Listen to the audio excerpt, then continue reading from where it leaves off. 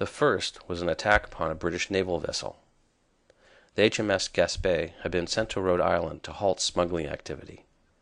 The aggressive methods used by its commander soon had the merchant leaders of the colony up in arms. In June of 1772, a group of colonists launched a violent assault upon the ship and destroyed it. The luckless captain of the Gaspé not only suffered a bullet wound during the fray, but upon being set ashore, he was arrested by the local sheriff and thrown into jail under charges that he had illegally seized colonial shipping. This confrontation clearly indicated ongoing unhappiness with stringent British regulation of colonial trade. The frustrated British government established a commission to investigate this affair. The commission was given the power to remove suspects to England, where they would be tried on charges of treason. Although this power was never actually used, no suspects were ever brought forward, the news of this measure sent shockwaves through the colonies. From the colonial perspective, this threat represented a fundamental violation of the English right to trial by a jury of peers, an indication, once again, that the British viewed the rights of the colonists as inferior to those of true Englishmen. Then, in 1773, Parliament passed the Tea Act. This measure was inspired by the troubles of the East India Company, the government-chartered corporation that exercised a monopoly on trade with Asia. Seeking to help bail out the faltering finances of the company, Parliament authorized them to import tea directly to the colonies without having to go through England, and allowed them to sell directly to retailers, cutting out colonial wholesalers. Many colonists saw this measure as an attempt to trick them into paying what they saw as an illegitimate tax, the tariff on tea. It also outraged many colonial merchants who were directly impacted by this measure. When the ships of the East India Company arrived in colonial ports, they found angry mobs that refused to allow them to offload their cargo. Most simply turned around and left.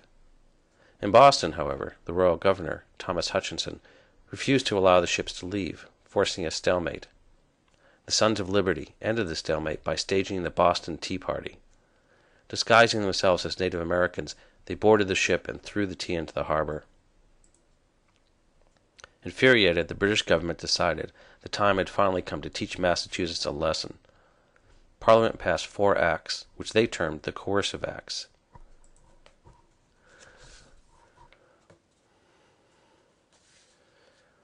The Boston Port Act closed the harbor to all commerce until the colony had paid for the destroyed tea.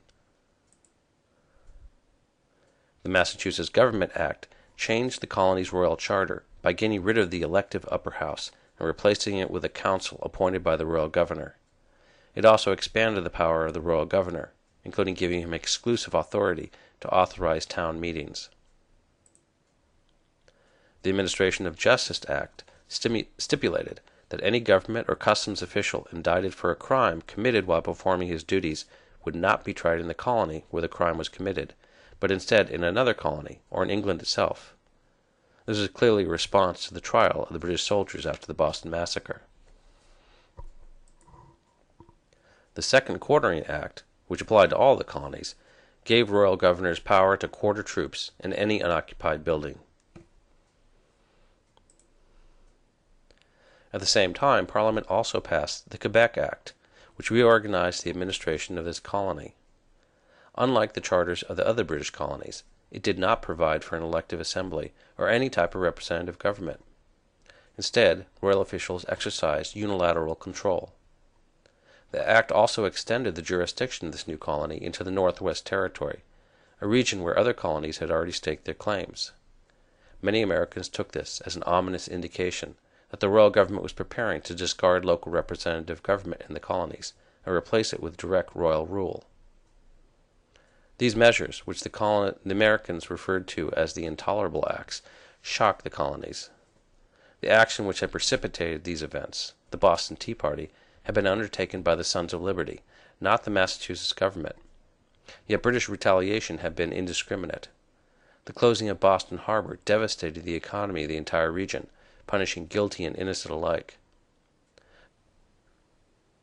Americans were likewise horrified by the arbitrary manner in which the British had restructured the Massachusetts government and enhanced the authority of royal officials. If Parliament had the power to do this, could they not just as easily eliminate representative government in the colonies altogether?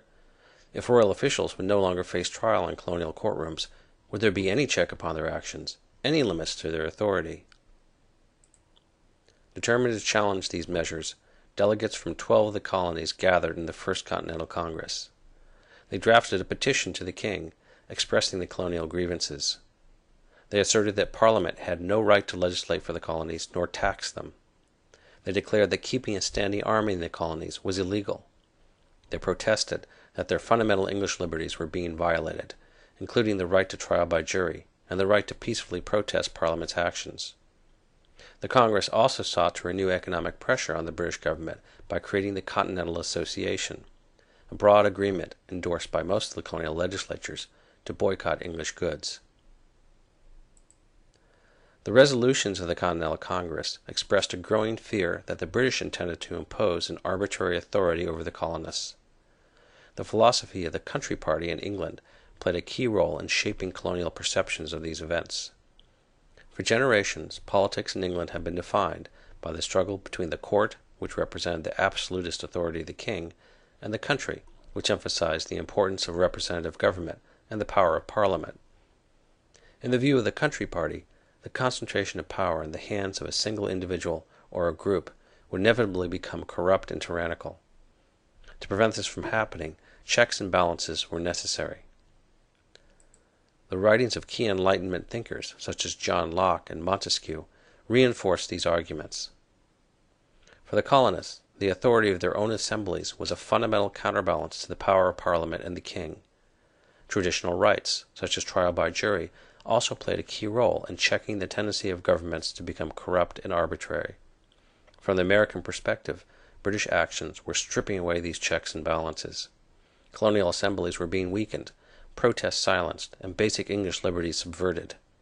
The right of the colonists to run their own lives was being challenged.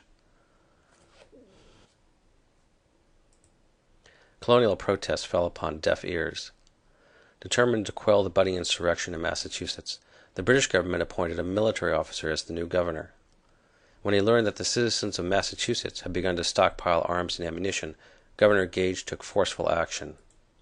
His men marched into the countryside, hoping to seize these arms, but as they entered the small town of Lexington, they encountered a group of American militiamen.